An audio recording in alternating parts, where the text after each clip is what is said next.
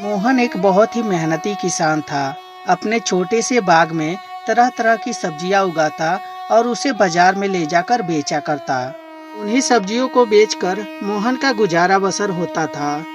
सब्जी ले लो, सब्जी ताजी ताजी हरी हरी सब्जी।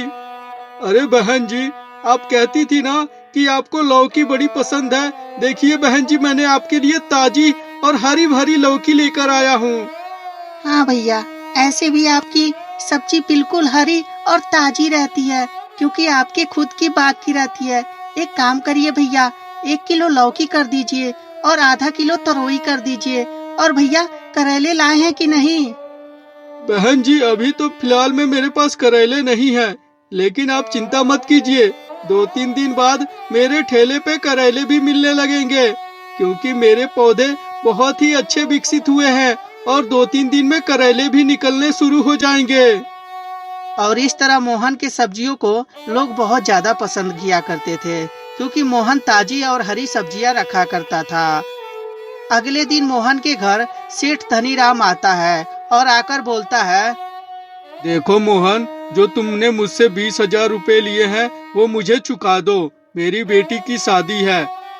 परंतु सेठ जी, मैंने जब आपसे पैसे उधार लिए थे तो मैंने कहा था कि मैं आपके कर्जे 3 महीने में चुका दूंगा, परंतु अभी तो 2 महीने बचे हुए हैं। देख मोहन, मैं कुछ नहीं जानता। अगर जो कल तक तू मेरा पैसा नहीं चुकाएगा तो तेरे बाग से जो करेले हैं उन्हें मैं तोड़कर लेके जाऊंगा और उन्हें बेचकर अपना भरपाया करूंगा। और यह बोलकर सेठ धनीराम वहां से चला जाता है। बेचारा मोहन भी इधर बहुत ज्यादा टेंशन में आ जाता है, क्योंकि मोहन के पास वो करेला ही बचा था जिसे वो बाजार में बेचकर अपने परिवार का गुजारा बसर करता। परंतु अगले दिन सेठ धनीराम फिर से उसके घर आता है और आकर, मोहन, चल अब फटाफट मेरे पैसे दे। सेठ जी, मैं इतने जल्दी 20,000 रुपए का बंदोबस्त कहाँ से कर पाऊंगा? ऐसे भी सेठ जी मेरे ऊपर रहम कीजिए। मैं इन सब्जियों को बेचकर बहुत ही जल्दी आपका पैसा छुट्टा कर दूंगा। देख मोहन, मैं तेरी फालतू की बात यहाँ सुनने नहीं आया हूँ। ऐसे भी तू मेरे पैसे नहीं चुका सकता तो ठीक है, मैं करेले लेके जा रहा हूँ और उन्हें ही बाजार में बेचकर और अपने पैसे वसूली करूँगा।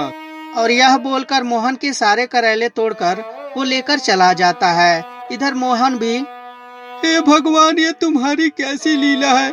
यही तो करेला बचा था जिसे मैं बाजार में बेचकर अपने परिवार का गुजारा बसर करता, परंतु इसे भी सेठ ने पूरे तोड़ लिए। हे भगवान, मैं क्या करूं? और यह बोलकर हरिया रोने लगता है। तभी धरती पे माँ दुर्गा भ्रमण करने के लिए आई रहती हैं। हरिया को रोता हुआ देखकर हरिया के बाग में फिर से ढेर सारे करेले अपने शक्ति से लगा देती हैं। अपने करेले को वापस देखकर हरिया, हे भगवान, ये तुम्हारी कैसी चमत्कार है। मेरे बाग में फिर से करेले उग गए। ये कोई चमत्कार से कम नहीं है। हे भगवान, आखिरकार आपने मेरी फरियाद सुन ली।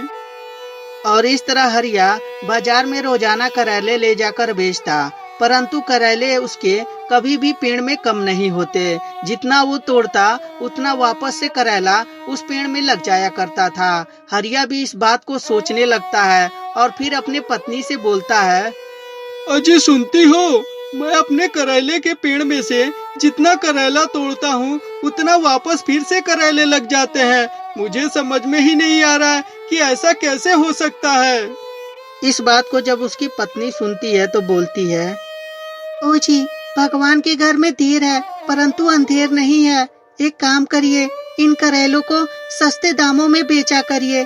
कहा जाता है कि दूसरे की सहायता करने वालों को कभी किसी चीज की कमी नहीं होती। हरिया अपनी पत्नी की बात सुनकर थोड़ी देर तक सोचता है और अगले दिन बाजार में जब जाता है तो सब्जियां उन्हें भी बेचता जिनके पास पैसे रहते थे, और सब्जियां उन्हें भी देता था जिनके पास पैसे नहीं रहते थे। तो दोस्तों, ये छोटी सी कहानी आपको कैसी लगी हमें कमेंट करके जरूर बताएं। अगर जो कहानी अच्छी लगी हो तो कृपया लाइक कर दें और हमारे चैनल को सब्सक्राइब करते समय घंटी भी दबा दें। और हाँ दोस्तों, अपने दोस्तों के साथ शेयर करना ना भूलें।